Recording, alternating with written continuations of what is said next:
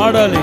జీవ ప్రదాతవు నన్ను రూపిల్చిన శిల్పివి నీవే ప్రభు. జీవన యాత్రలో అండగా నిలిచిన తండ్రివి నీవే ప్రభు. జగముల నేలే మహిమాన్వితుడా నాయడ నీ కృపను జాలి హృదయుడా నాపై చూపిన నీడని నీ ప్రేమను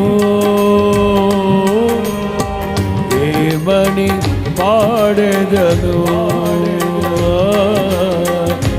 ఏమని పొగడెదను మరలా ఏమని